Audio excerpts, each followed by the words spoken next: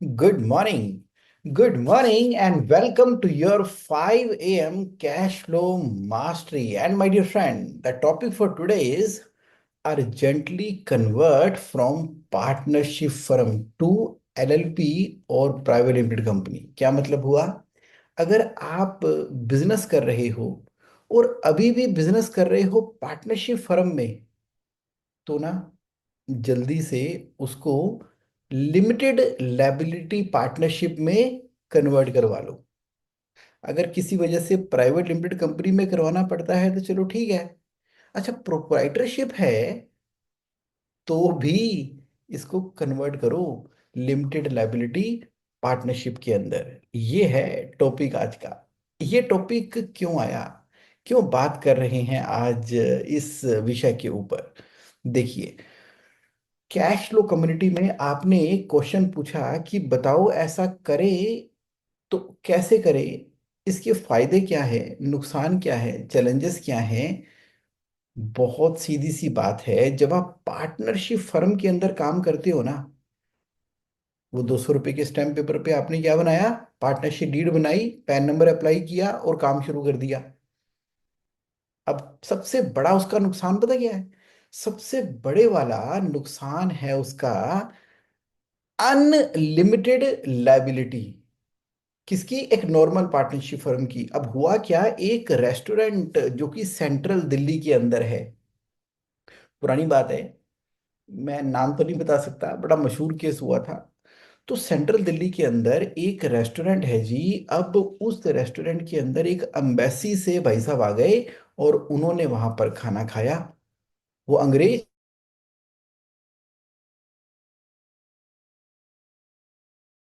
दोबारा बताता हूँ, मैं ये कह रहा हूँ कि एक जो रेस्टोरेंट है जो कि सेंट्रल दिल्ली के अंदर है, वहां पर एक हमारे अंग्रेज भाई साहब आ गए और वहां पर खाना खा रहे हैं। और उनके खाने में ना एक पिन, एक सेफ्टी पिन नहीं होती, पिन, तो वो पिन उनके खाने में कहीं रह गई होगी। वो खा रह क्या गई होगी, गलती से कहीं गिर गई, भगवान जाने क्या हुआ। तो वो उनके उनके मसाले डोसे या वटेवर के अंदर आई, जब उन्होंने खाया तो सीधा उनके अंदर, मुंह के अंदर वो चुभ गई। और चुभ भी ऐसी गई कि बहुत सीरियसली मैटर बन गया, तो अंदर उनको सेप्टिक हो गया। फिर वहां से फिर वो हॉस्पिटल गए। हॉस्पिटल जाने के बाद उनका लंबा इलाज चला, तो कुछ कुछ पता नहीं कहाँ कहाँ पे बड़ा सीरियस इम्पैक्ट आया। अब उसकी वजह से ना तो वो ऑफिस जा पाए, अपने एम्बेसी जा पाए, ना ही वो जो है अपना काम कर पाए, और जो उनकी ट्रीटमेंट हुई वो अलग हुई। तो कर करा के उसने बड़े गुस्से के अंदर जो है इस रेस्टोरेंट के ऊपर केस डाल दिया। अब केस तो होते ही रहते। अब आपको पता है कि अमेरिका में तो लॉ फर्म तो ऐसे लगी हुई हैं जैसे कि पूछे ही कुछ मत, हर बात पे केस, हर बात पे केस। तो उन्होंने भी उसी विचारधारा से इस इंडियन रेस्टोरेंट के ऊपर केस कर दिया। अब ये भोले भाले रेस्टोरेंट चलाने वाले, इन्होंने तो क्या उसको नोटिस को डिफेंस करना था। तो नोटिस आया तो एक छोटा मोटा वकील हायर करके जो बैठे होते हैं टाइपराइटर वाले, तो कोर्ट के अंदर जब केस चला तो खुद ही रिप्रेजेंट करने के लिए चले जाते थे। लेकिन उसने तो बड़े हाई लेवल के पता नहीं कौन कौन से सेक्शन वैक्शन लगा के, तो इनकी वजह से जी मैं नौकरी पे नहीं जा पाया तो इतना नुकसान हो गया, तो उसकी वजह से इतना कॉन्ट्रैक्ट होना था, डील होनी थी, ये नहीं हो पाया। मतलब कि 3 करोड़ रुपए का उसने क्लेम डाला और केस जीत गया। कौन? वो फॉरेनर, इन रेस्टोरेंट के ऊपर। ये जो रेस्टोरेंट था ये पार्टनरशिप फर्म में चल रहा था। अब पार्टनरशिप फर्म की आपको मालूम है कि अनलिमिटेड लायबिलिटी होती है। अब केस किस पे लगा? फर्म पे। अब फर्म को कितने देने पड़ेंगे? 3 करोड़ रुपए। अब उसमें तो इतने पैसे थे नहीं रेस्टोरेंट के पास। लेकिन जो पार्टनर है ना, अब उनकी लायबिलिटी आ जाती है। अगर फर्म कोई लायबिलिटी पूरी नहीं कर पा रही तो पार्टनर को अपने घर से, यानी कि अपनी प्रॉपर्टियां बेच के, अपने बैंकों से पैसे निकाल के, अपना सोना गहना सब बेच के उस लायबिलिटी को पूरा करना पड़ा। क्योंकि अनलिमिटेड लायबिलिटी है ना पार्टनरशिप फर्म के अंदर। तो मान लीजिए अगर यही पार्टनरशिप फर्म अनलिमिटेड लायबिलिटी की जगह अगर एलएलपी होती और वो केस लगता, वैसे तो किसी के ऊपर केस ना हो बिजनेस के ऊपर, लेकिन आजकल क्या पता लगता है, इसने कभी सोचा था ऐसा हो जाएगा? आजकल तो बात बात के ऊपर केसेस हो रहे हैं। मान लीजिए कोई कंस्ट्रक्शन कंपनी है और कुछ हुआ, और वो बिल्डिंग गिर गई, भगवान करे ऐसा ना हो, लेकिन दीवार ही गिर गई, कोई मजदूर, कोई कोई उसके नीचे, उसको गहरी जख्मी चोट लग गई, केस टल गए, ईएसआई पीएफ के चक्कर, ये वो ना जाने क्या क्या, और लंबा मोटा चौड़ा सा बिल बिल बन के आ गया। अब गाड़ियां जाती हैं, ट्रांसपोर्ट है, ड्यूटी आवर्स के दौरान कुछ हो गया था, कुछ भी है, मतलब बिजनेस तो बिजनेस है ना। तो अब बिजनेस के अंदर एक रिस्क मिटिगेशन, यानी कि रिस्क असेसमेंट मैट्रिक्स के हिसाब से कितना रिस्क हम ले सकते हैं उसके अंदर। अब लायबिलिटी कहाँ से आ सकती है, यानी कि बिजनेस में होने वाली हर समस्या के ऊपर जो उसके पार्टनर हैं, वो अपना घर बेचकर थोड़ी बिजनेस के लॉसेस को पूरा करेंगे या लायबिलिटी खत्म करेंगे।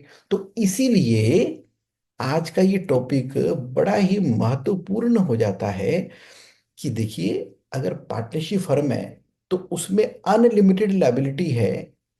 प्रोप्राइटरशिप में तो अनलिमिटेड लायबिलिटी है ही प्रोप्राइटर की तो। अच्छा, लेकिन एलएलपी के अंदर पर्सनली लायबल होते हैं पार्टनरशिप में, और एलएलपी के अंदर पार्टनर की लायबिलिटी सिर्फ जितना पैसा कैपिटल कंट्रीब्यूशन है ना, यानी कि कैपिटल और आज तक का रिजर्व एंड सरप्लस जो उनकी कैपिटल अकाउंट में बैलेंस आ रहा है, सिर्फ वहां तक की लायबिलिटी होती है। यानी कि पर्सनल एसेट्स, क्योंकि बिजनेस अलग है, पर्सनल लाइफ अलग है, इस फार्मूले को हमें हमेशा याद रखना होगा। तो अगर बिजनेस अलग है, पर्सनल लायबिलिटी अलग है, तो अब बच गए। ये सबसे बड़ा एक कारण है। दूसरा, ये जो पार्टनरशिप फर्म होती है ना, इसकी जो लीगल एग्जिस्टेंस है वो उसके पार्टनर के साथ में है। लेकिन एलएलपी की जो है वो एक सेपरेट आइडेंटिटी है। आप जब प्रॉपर्टी परचेज करने जाते हो और पार्टनरशिप फर्म के नाम पे कोई property, land, building, factory purchase करते हो, तो आपने देखा होगा कि रजिस्ट्रेशन के टाइम के ऊपर ना ना केवल उसका नाम आता है बल्कि उसके पार्टनर का नाम भी आता है। और उसको ना एक आइडेंटिटी माना जाता है along with the partner. Law को ध्यान से पढ़ लेना, पार्टनरशिप एक्ट 1932 को, ज्वाइंटली सेवरली। और इधर से अगर वो एलएलपी है ना, तो वो पूरी तरह से एक डिस्टिंक्ट लीगल एंटिटी है। यानी कि पार्टनर आते हैं, पार्टनर जाते हैं, कोई कोर्ट ऑफ लॉ के अंदर ना उस लेवल का डिस्प्यूट पैदा हो ही नहीं सकता। उसका टाइटल एकदम क्लियर है कि ये प्रॉपर्टी एलएलपी को बिलोंग करती है, क्योंकि एलएलपी संविधान के द्वारा limited liability partnership MCA act में उसको कर दिया गया। एमसी एक्ट तो कोई नहीं है, मिनिस्ट्री ऑफ कॉर्पोरेट अफेयर के हिसाब से कंपनीज एक्ट है 2013। ओके, तो मीनिंग कि एलएलपी जो है अपने खुद के एसेट्स ओन कर सकती है, वो किसी पर भी केस कर सकती है और उसके ऊपर भी केस हो सकता है। जो नॉर्मल पार्टनरशिप फर्म होती है ना, 200 रुपए के स्टैम्प पेपर के ऊपर, अगर वो अनरजिस्टर्ड है तो समझ लो कोई तो इसके ऊपर केस कर सकता है, ये किसी के ऊपर केस ही नहीं कर सकती। तो अगर नॉर्मल पार्टनरशिप फर्म है तो उसको रजिस्टर करवाना होगा, फॉर्म ए, पार्टनरशिप एक्ट 1932 के अंदर, तब वो किसी के ऊपर कर सकती है। तभी आपने देखा होगा, अगर आपकी नॉर्मल पार्टनरशिप फर्म होती है तो बैंक बोलता है कि लोन नहीं दे रहा, सीसी नहीं दे रहा, पहले पार्टनरशिप फर्म को रजिस्टर करा के लेकर आओ। तो अगर रजिस्टर कराना ही है, आपने करवाई दी अपनी पार्टनरशिप फर्म, अनलिमिटेड लायबिलिटी के साथ में क्यों रजिस्टर करवाते हो? तो आपको तो सीधा एलएलपी करवा दो, बात ही खत्म, चक्कर ही खत्म। सेपरेट लीगल एंटिटी को आपने क्रिएट कर दिया उसके द्वारा, जो पूरी तरह से इंडिपेंडेंट है उसके पार्टनर से। पार्टनर आएंगे जाएंगे, मान लो दो पार्टनर है, उसमें एक पार्टनर एक्सपायर हो गया, सिंगल रह गई, तो जो दूसरा पार्टनर है उसके लीगल हियर जो है फिर वो उस एलएलपी के अंदर आ जाते हैं। यानी कि कंपनी ना शाश्वत तौर पे चलती रहती है, कौन? एलएलपी। लेकिन पार्टनरशिप फर्म में क्या है, उसी समय खत्म, डिसॉल्व हो गई। अगर दो पार्टनर है, एक गया, खत्म। मतलब देखो, एलएलपी के अंदर भी कम से कम दो लोग तो चाहिए, लेकिन उसके अंदर क्या हो गया, लीगल हेयर्स जो है वो आगे अपने अकॉर्डिंगली जो मेजर है उसको इंट्रोड्यूस कर सकते हैं। पार्टनरशिप फर्म में तो ये बात ही खत्म हो गई ना, क्योंकि उसकी एग्जिस्टेंस उसके पार्टनर से हुई थी। ये बड़ा टेक्निकल और गहरा पॉइंट है, लेकिन पता नहीं क्यों इतना बड़ा रिस्क लेके लोग चलते चले जा रहे हैं, चलते चले जा रहे हैं। फैमिली के बारे में भी सोचो भाई, सोचो सोचो सोचो। अच्छा, उसके बाद देखो, अट्रैक्टिंग इन्वेस्टर मतलब क्या हुआ, कि जो एलएलपी है, अगर आप सोच रहे हो कि बिजनेस को बड़ा करना है और कुछ इन्वेस्टर्स भी इसके अंदर अपना पैसा लगाएं कुछ बिजनेस को बड़ा करने के लिए, तो एलएलपी चाहिए, नॉर्मल पार्टनरशिप में कोई आता ही नहीं है, आ ही नहीं सकता, क्योंकि ट्रांसपेरेंसी तो यहीं पर ही है। और उसके बाद लिमिटेड लायबिलिटी का स्ट्रक्चर है। कोई इन्वेस्टर आपकी कंपनी में पार्टनरशिप में पार्टनर क्यों बनना चाहेगा विद अनलिमिटेड लायबिलिटी? आपने कुछ गलती की, चल भाई मेरे भी घर के एसेट बेच दे। मान लो आपने अश्लील ग्रोवर साहब को पार्टनर बना लिया पार्टनरशिप डीड के अंदर, कभी ना बने वो। क्यों बनेंगे वो? कहेंगे भाई साहब ये क्या दोगलापन है। आप मुझे जो है इसके अंदर इस बिजनेस में पार्टनर बना रहे हो कि अपनी सारी गलतियों में अपने घर के भी एसेट को स्टेक पे लगा रहे हो? इन्वेस्टर तो अपने आप को प्रोटेक्ट करना चाहेगा ना। वो तो बोलेगा ना जी ना, जब तक ये लिमिटेड लायबिलिटी का क्लोज इसके अंदर नहीं आता तो मैं तो 1 रुपया नहीं डालता इसके अंदर। तो जरूरी हो गया ना आपकी नॉर्मल पार्टनरशिप को एलएलपी के अंदर कन्वर्ट करना। और सुनो, नाम की सिक्योरिटी। नाम जो है आपने एमसीए पोर्टल के ऊपर सिक्योर करवा लिया। वेबसाइट है ना www.mca.gov.in। उस पे पहले नेम अप्रूवल होता है और नेम सिक्योर हो गया। अच्छा मान लो आपकी नॉर्मल पार्टनरशिप फर्म है और कई सालों से चल रही है, मैंने देखा है कि चांदनी चौक में, कराट प्लेस में, दिल्ली की बात कर रहा हूँ, बड़ी सारी पुरानी पुरानी कंपनियां चल रही हैं, वो पार्टनरशिप फर्म के अंदर हैं। और जिस बड़े मशहूर नाम से हो गई, तो हम 1932 से हैं जी, कोई कहता है जी हम 1910 से हैं, कोई कहता है कि 1942 से हैं। चलो होंगे आप, लेकिन उन्होंने उसी सेम नाम से किसी ने जाके अपनी एक एलएलपी कंपनी बना ली। अब कर लो बात। अब वो कंपनी जो है जाती है एमसीए पोर्टल के ऊपर, लेकिन नाम तो कोई और ले चुका है, उसको अपना नाम ही नहीं मिलता। तो एमसीए पोर्टल के ऊपर कंपनी सेक्रेटरी बोलता है कि देखो जी आप इसको थोड़ा कुछ ऐड कर लो, कुछ एंटरप्राइज वर्ड ऐड कर लो, कुछ शुरू में एब्रीविएशन लगा दो जी, कुछ इसके अंदर वे कर दो जी, तो हो पाएगा। वो कहता है मेरा नाम जो है वो, मान लो एक मशहूर है जैसे Sharma jeweller, Verma jeweller, Gupta jeweller, तो अब उस नाम से पार्टनरशिप बनी हुई है कई सालों से, चतुर्वेदी ज्वेलर। लेकिन वो कभी तो उसको आपने एमसीए पोर्टल पे कराया नहीं, और किसी ने करा रखा है ऑलरेडी कि शर्मा ज्वेलर एलएलपी। तो आपको अपना खुद का नाम ही नहीं मिलना है, उससे अप्रूवल नहीं मिलेगा। अच्छा ट्रेडमार्क आपने कराया नहीं था, तो क्या हो गया कि इतने सालों की मेहनत से जो नाम बनाया था आपने अपनी पार्टनरशिप फर्म का, अरे वो कहीं रजिस्टर तो है नहीं। लेकिन अगर आपने एलएलपी बना के एमसीए के पोर्टल के ऊपर आपकी कंपनी हो गई है ना, तो इंडिया में दोबारा उसी नाम से कोई और तो ना आ सकता, नेम की सिक्योरिटी हो गई। आजकल नाम ही तो है, आजकल नाम ही तो चलता है। ओके, तो देखो, आप कह रहे हो जुगमन समझ गए तुम्हारी बात कि हमें अपनी नॉर्मल पार्टनरशिप को एलएलपी में कन्वर्ट करवा लेना चाहिए, लेकिन करवाएं कैसे? देखो सबसे पहले तो आप अपने नाम का अप्रूवल करवाओ एमसीए की वेबसाइट पे जाके, बाय अप्लाइंग दी नेम। एक बार आपके नाम के ऊपर अप्रूवल का लेटर आ गया और बस शुरू कर देना अपना प्रोसेस रजिस्टर करने का एलएलपी। आपके चार्टर्ड अकाउंटेंट भाई साहब, आपके कंपनी सेक्रेटरी, आपके जो कंसल्टेंट हैं, वो आपकी पूरी मदद करेंगे आपकी एलएलपी को रजिस्टर करने के लिए। भाई जो जिसको भी आप जानते हो, जिससे भी आपको प्यार है, बनवाओ, उसमें क्या बात है। कंसल्टेंट है, प्रोफेशनल है, बैठे बनाने के लिए बना देंगे। ओके, तो अपनी एलएलपी को आपने रजिस्टर करा दिया, और उसके अंदर आपने ये बात का जरूर ध्यान रखना है, जैसे हम भी क्या करते हैं जब किसी का ये काम करते हैं ना, बड़े ध्यान से दो बातों का ध्यान रखते हैं, एक टेक ओवर का और एक बिजनेस परचेज एग्रीमेंट का। तो मेरे पास क्लाइंट आते हैं, मैं उनको बोलता हूँ देखो जी, जब आपने कंपनी का नाम अप्रूव करवाने के बाद कंपनी का ना एलएलपी के अंदर एक एग्रीमेंट बनता है। उस एग्रीमेंट के अंदर क्लोजेस होते हैं। उस क्लोज के अंदर जो वन ऑफ द क्लोज होना चाहिए वो टेक ओवर का क्लोज होना चाहिए, कि यानी कि this limited liability partnership firm has been incorporated to take over the existing business.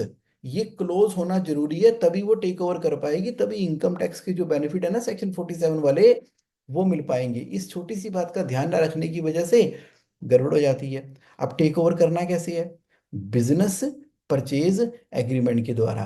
तो यानी कि आपकी जो पुरानी पार्टनरशिप फर्म चल रही है और जो नई एलएलपी हमने बना दी, टेक ओवर क्लॉज की वजह से अब दोनों के बीच में एक बिजनेस परचेज एग्रीमेंट हुआ कि all the asset and liability will be taken over by the company. इस तरह से हम उसको कर देंगे। फायदा क्या है? देखिए ऐसा है, अगर एग्जिस्टिंग पार्टनरशिप फर्म को टेक ओवर किया जाता है एलएलपी के द्वारा तो कोई कैपिटल गेन टैक्स नहीं लगता। मान लो कोई कैपिटल एसेट है आपकी पार्टनरशिप फर्म में, तो अगर एक एंटिटी खत्म हो रही है, दूसरी एंट्री जनरेट हो रही है, तो फेयर मार्केट वैल्यू के हिसाब से कैपिटल गेन लगेगा, क्योंकि ओनरशिप शिफ्ट हो गई ना, नॉर्मल पार्टनरशिप से एलएलपी के हाथ में आ गई, तो ये ट्रांसफर कहलाएगा। लेकिन section 47(13)(b) of income tax act 1961 है, वो कहता है कि नहीं लगेगा कैपिटल गेन। कुछ कंडीशंस हैं। पहली, कि सारे के सारे एसेट और लायबिलिटियां जो थी पार्टनरशिप फर्म की, अब वो एलएलपी की बन गई, और उसके बदले में पैसे नहीं दे रहे, उसके बदले में एलएलपी का इंटरेस्ट दे दिया, यानी कि ownership of the LLP company बन गई। सीधी सी बात है, इसकी एसेट लायबिलिटी उसके बन गए, तो जो कैपिटल है, कैपिटल के अगेंस्ट में वो एलएलपी की कैपिटल बन गई पार्टनर की। और जो एग्जिस्टिंग पार्टनर है उन्हीं को ही कंटिन्यू करना है, उन्हीं को ही। ऐसा नहीं है कि मतलब अभी आपने एलएलपी बना ली तो एक आधा पार्टनर और ऐड कर लिया। शुरू शुरू में जो है आप एग्जैक्टली उन्हीं पार्टनर से करोगे। और ये जो पार्टनर है इनके पास कम से कम 50% का ओनरशिप अगले 5 साल तक रहनी चाहिए। अभी वो क्लोज आएगा, उससे पहले ये जिसके लिए मैं अर्जेंसी क्रिएट कर रहा था ये पता नहीं क्यों इन्होंने अभी भी क्लोज रखा हुआ है। अब रखा है तो रखा है। देखो, नो कैपिटल गेन टैक्स ना उसी केस में लगेगा, नहीं लगेगा कि जब आपकी पिछले 3 सालों में से किसी भी एक साल की, यानी कि 3 साल कंप्लीट हो चुके हैं, उसमें से किसी भी एक साल के अंदर टर्नओवर 60 लाख से ऊपर नहीं होनी चाहिए, एनुअल टर्नओवर। हाँ, यानी कि जल्दी कर लो। अगर आपने पार्टनरशिप में काम शुरू कर दिया है किसी वजह से, कोई बात नहीं, और अभी आपका बिजनेस ग्रो करना शुरू हो गया है और आपकी टर्नओवर साल की 60 लाख या उससे कम है, तो फिर तो कर दो कन्वर्ट फटाफट से एलएलपी के अंदर, ताकि इस सेक्शन के भी बेनिफिट आपको मिल जाए। अगर आपकी 60 लाख से ज्यादा भी टर्नओवर है तो भी कोई दिक्कत नहीं है, तो ये वाले सेक्शन का बेनिफिट नहीं मिलेगा। लेकिन फिर हम टेक ओवर को थोड़ा प्लान कर लेंगे कि वो वाले कैपिटल एसेट को सीधा सीधा टेक ओवर नहीं करेंगे हम, अदर देन जिसमें कैपिटल गेन टैक्स लगता है, बाकी चीजों को बिजनेस परचेज एग्रीमेंट के द्वारा परचेज कर लेंगे, ताकि कैपिटल गेन के टैक्स से बचें। और ये जो कैपिटल एसेट आपके पास है, ये फिर इस वाली एलएलपी को हम रेंट पे दे देंगे, उसकी रेंट इसको मिलता रहेगा, तो दोनों को चलाएंगे, ताकि इसकी मात्र रेंटल इनकम हो जाए और ये बिजनेस परचेज एग्रीमेंट के द्वारा पूरा बिजनेस ही परचेज करके ले जाए, और नई एलएलपी जो है वो बिजनेस करेगी फ्यूचर के अंदर। तो पास्ट की, तो पॉइंट नंबर 4 समझे?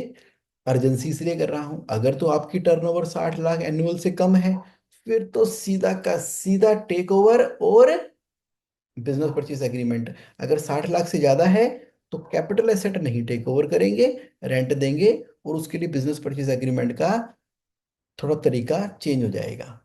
ये ध्यान रखना कि कुछ लोग ये करते हैं कि पार्टनरशिप फर्म के एसेट्स को रीवैल्यू कर दिया, बहुत ज्यादा डबल ट्रिपल पे रीवैल्यू कर दिया, और उसको फिर एलएलपी में टेक ओवर करके दिखाया कि देखो जी मेरी कितनी हैवी बैलेंस शीट है। ना ना ना ना, कॉस्ट प्राइस के ऊपर ही ऐसे टेक ओवर होंगे अगर आपने इस सेक्शन का बेनिफिट लेना है तो। और जो एग्जिस्टिंग पार्टनर है वो कंटिन्यू करते रहेंगे कम से कम 5 साल तक, और उनकी ओनरशिप जो है पुराने पार्टनर की 50% के बराबर की होनी चाहिए। तो आप कह रहे हो कि जगमोहन ये तो बड़ी जरूरी बात बताई आपने। पहला, कि अनलिमिटेड लाइबिलिटी के साथ में बिजनेस करना ही नहीं चाहिए, बिल्कुल सही। दूसरा, अरे नाम तो सिक्योर करो ना। अगर आप एलएलपी के अंदर हो, कम से कम एमसी के पोर्टल के ऊपर एलएलपी आ गया, कल को आपको आईपीओ लेके आना है, तो एलएलपी तो प्राइवेट लिमिटेड कंपनी में कन्वर्ट हो जाती है, तब कर लेंगे, अभी क्यों करनी है प्राइवेट लिमिटेड कंपनी में कन्वर्ट? लेकिन अभी आपकी मजबूरी है किसी वजह से प्राइवेट लिमिटेड कंपनी में कन्वर्ट करना, तो पार्टनरशिप को भी private limited company take over कर सकती है। और आप टेक ओवर क्लॉज के द्वारा सब कुछ वही रहेगा, एग्जिस्टिंग जो है वो नया का बन जाएगा। अब आप कहोगे जीएसटी का क्या करें? देखो जी, मेरी पर्सनल ओपिनियन है, मैं भी तो प्रैक्टिसिंग चार्टर्ड अकाउंटेंट हूँ पिछले 24 सालों से, प्लस जब से जीएसटी आया है 1 जुलाई 2017 से, आने से पहले हम तैयारी किया करते थे, आ रहा है आ रहा है आ रहा है, जब आ गया तो मैंने बहुत सारे सेशंस भी किए और बहुत सारे हमने वर्कशॉप किए और बहुत कुछ हुआ, फिर आ गया, आते आते मैच्योर हो गया। तो समझ में ये आई है बात कि जो पार्टनरशिप फर्म अनलिमिटेड लायबिलिटी वाली है ना, उसका जो जीएसटी नंबर चल रहा है ना, उसको छेड़ेंगे नहीं, उसको तो हम सरेंडर ही करेंगे। और जो एलएलपी का एक ब्रांड न्यू रजिस्ट्रेशन आएगा, और इसके वाले स्टॉक को या तो हम सेल कर देंगे, सेल करके जीरो कर देंगे, सेल करके जीरो कर देंगे, या पुरानी पार्टनरशिप फर्म नई एलएलपी को फिर वो स्टॉक को सेल करेगी। अगर सारे स्टॉक को सेल करती है ना, तो उसमें क्या होता है कि जीएसटी जमा कराना पड़ता है, क्योंकि स्टॉक ट्रांसफर हो रहा है इतना सारा। तो हम क्या करते हैं कि एलएलपी बना के जो ब्रांड न्यू फ्रेश परचेजेस हैं वो एलएलपी में करते हैं, और फिर यहाँ से सेल करते हैं। और यहाँ पर कोशिश करते हैं कि स्टॉक को नील कर दें, और एक टारगेट डेट डिसाइड करते हैं कि अच्छा, अगर अभी नवंबर चल रहा है तो एक काम करते हैं, हम एलएलपी में कन्वर्ट करेंगे 1 जनवरी से, या 1 फरवरी से, या 1 अप्रैल से कर लेते हैं, चलो नए फाइनेंशियल ईयर में हो जाएगा साफ सुथरा काम। तो टारगेट बना लो, 31 मार्च 2025 तक पार्टनरशिप फर्म का हमने जो है स्टॉक वगैरह नील करना है, उल्टे पुल्टे जो भी अकाउंट खड़े हैं उसको बराबर करने हैं, कोई चीजें हैं, ताकि साफ सुथरी बैलेंस शीट इसकी हो। और जब टेक ओवर निकले 1 अप्रैल 2025 को, एकदम नीट एंड क्लीन निकले, तो उस केस में आज से लेके 31 मार्च तक अनलिमिटेड लाइबिलिटी, और 1 अप्रैल से लिमिटेड लाइबिलिटी। थोड़ा जल्दी करना है तो 1 जनवरी कर लो। तो लाइक ये तो आपको अब डिसाइड करना है। फिर हमने समझा कि मामला तो बड़ा पॉजिटिव है, और नाम भी सिक्योर हो गया, लाइबिलिटी भी लिमिटेड हो गई, और सेपरेट आइडेंटिटी भी हमें मिल गई। ये मैंने आपको समराइज करके बता दिया, करने का तरीका भी बता दिया। तो अब फिर भी कोई किसी का क्वेश्चन रह गया है तो आप मेरे साथ हो ही, जो लोग लाइव है मेरे साथ में, तो आपके मन में अगर कोई सवाल आ रहा है तो इसके ऊपर तो आप पूछ सकते हो चैट बॉक्स में टाइप करके। आप ये भी लिख सकते हो कि अभी तक जो मैंने आपसे शेयर किया तो कैसा लगा आपको, क्या समझ में आया अभी का सेशन करके। और जब मैं इसकी वीडियो रिकॉर्डिंग अपलोड करूंगा तो आप कमेंट बॉक्स में कमेंट भी करके अपने क्वेश्चन आंसर वहीं पर भी पूछ सकते हो, जब मैं इस वीडियो को यूट्यूब पे डालने वाला हूँ। ओके। तो के महेश्वर जी कह रहे हैं कि जीवन एक बात बताओ कि क्या एक प्राइवेट लिमिटेड कंपनी एक एलएलपी के अंदर पार्टनर बन सकती है? आंसर इज यस, बिल्कुल यस। हमारी मान लो एक कंपनी है, mind power financial consultant private limited. अब एक कंपनी बनी जिसका नाम है G JSA health and wealth LLP. अब mind power JSA health and wealth LLP की पार्टनर बिल्कुल बन सकती है, क्योंकि वो एक सेपरेट लीगल एंटिटी है ना। ओके, अब हमेंद्र जी कह रहे हैं always your given information works practically and very useful, really Jagwan ji you are great. अरे थैंक यू हेमेंद्र कुमार जी, आपके इंकरेजमेंट के लिए। इनफैक्ट मुझे आपसे बात भी करनी थी, आज बात करता हूँ। तो प्रिपरेशन कर रहा था सेशंस की, आज बात करता हूँ। और थैंक यू आपके इंकरेजमेंट करने के लिए, आप बड़े कंसिस्टेंट हो जी, रेगुलरली पार्टिसिपेट कर रहे हो। Thank you for coming, thank you Hemendra ji. Ashish ji कह रहे हैं what about payment of GST at the time of selling the asset to LLP by partnership. तो आशीष सैनी जी, जो एसेट सेल हो रहे हैं एलएलपी के अंदर, अगर तो हाँ, बिल्कुल ठीक बात है। ये जो जीएसटी का कानून है ना, जीएसटी का जो कानून है, ये बड़ा सीधा सीधा है, डिफरेंट है, मतलब सीधा भी है और डिफरेंट भी है, इंटरेस्टिंग है। तो मैंने जो प्रैक्टिकली सॉल्यूशन निकाला है उसका यही निकाला है आशीष जी। जीएसटी चार्ज होगा, मतलब कि जब आपके फिक्स एसेट सेल होंगे तो एलएलपी के का नया जीएसटी नंबर होगा। तो क्या हुआ, एलएलपी का नया जीएसटी नंबर हुआ तो इसको इनपुट मिल जाएगा। सीधी सी बात है, उसके इनपुट पे खड़ा होगा। टू दैट एक्सटेंट अपनी वर्किंग कैपिटल को प्लान करके चलना पड़ेगा। तो एलएलपी जीएसटी चार्ज करेगी अपने एसेट्स के ऊपर, और जिसका उसको इनपुट का क्रेडिट मिलेगा। मनोज जी कह रहे हैं कि how can we convert private limited company to LLP? बिल्कुल, वो तो कर ही सकते हैं जी। प्राइवेट लिमिटेड कंपनी को एलएलपी में कन्वर्ट करने के लिए एमसीए के पोर्टल के ऊपर एक पूरा का पूरा प्रोसेस दिया हुआ है। बस सावधानी एक बरतनी है इसके अंदर मनोज जी। जब प्राइवेट लिमिटेड कंपनी एलएलपी में कन्वर्ट होती है ना, तो इसका जो रिजर्व एंड सरप्लस आ रहा है आपकी प्राइवेट लिमिटेड कंपनी के अंदर, उसको अगले 3 सालों तक आप टच नहीं कर सकते। क्योंकि आपने सुना होगा कि प्राइवेट लिमिटेड कंपनी अगर अपने प्रॉफिट का कोई हिस्सा अपने डायरेक्टर को देती है तो वो उसके हाथ में डिविडेंड कहलाता है और उसकी इनकम में ऐड हो जाता है। अब मान लो किसी ने प्राइवेट लिमिटेड कंपनी को एलएलपी में कन्वर्ट कर दिया, तो यानी कि उसका जो रिजर्व पड़ा हुआ था, तो पार्टनर तो रिजर्व निकाल लेंगे, क्योंकि एलएलपी के अंदर यही तो बेनिफिट है ना। एलएलपी के अंदर जो है पार्टनर जो प्रॉफिट निकालते हैं उस पर टैक्स नहीं लगता दोबारा से, तभी तो एलएलपी बनाते हैं। लेकिन प्राइवेट लिमिटेड कंपनी से अगर एलएलपी कन्वर्ट हुई तो 3 साल की टाइम की रिस्ट्रिक्शन है। चलिए आज बात करते हैं कि मशहूरी जी, 2 बजे के बाद। ओके, समय भी हो चला है 30 मिनट का। So thank you very much everybody for participating in today's session. तो और भी किसी स्पेसिफिक टॉपिक के ऊपर आप एक डिटेल्ड वीडियो बनवाना चाहें तो आप कैश फ्लो कम्युनिटी में मेंशन कर दिया करें। और कैश फ्लो कम्युनिटी का पार्ट बनने के लिए आपने क्या करना है, मेरे मोबाइल नंबर के ऊपर आप जो है व्हाट्सएप कर दो। मेरा मोबाइल नंबर है 9811269798। और बाकी जेएससी ऑनलाइन में तो आप एंजॉय कर ही रहे हो अपने पर्सनलाइज क्वेश्चन पूछ के और उनके आंसर लेकर। चलिए great, thank you very much for your participation. Have a great and amazing time ahead. फिर मिलते हैं नेक्स्ट सैटरडे एक नए टॉपिक के साथ। Thank you, thank you, thank you. अरे आखिरी में एक क्वेश्चन भी आ गया है। मनोज ठाकुर जी कह रहे हैं जाते जाते, अभी 2 मिनट हैं, what is better whether to have LLP compare to private limited company, as profit in private company tax 22% but dividend is added in income of individual and the tax again where as LLP tax is 30%। देखो LLP बिल्कुल better है, 100% better है। ये जो tax की calculation है ना, कि लगता है कि कंपनी में 22% है और एलएलपी में 30% है, तो 8% का बेनिफिट हो रहा है। बेनिफिट कोई ना हो रहा है मनोज जी। ये पूरी की पूरी चीज ना मैंने इस वीडियो में एक्सप्लेन की है, पूरी बनाई थी मैंने एलएलपी के ऊपर।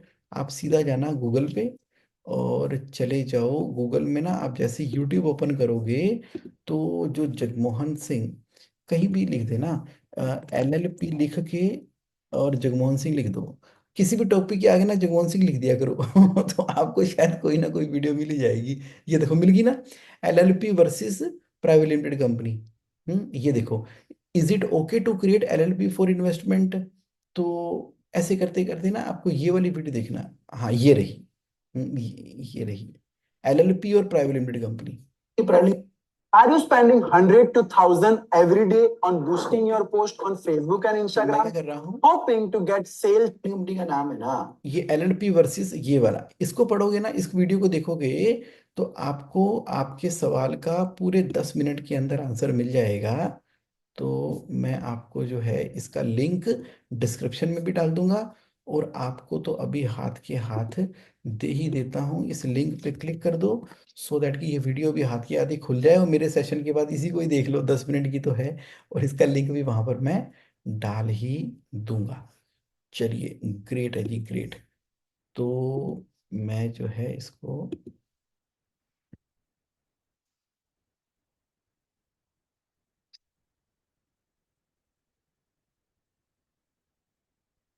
हो गया जी। चलिए thank you, have a great and amazing time. फिर मिलते हैं नेक्स्ट सैटरडे। बाय।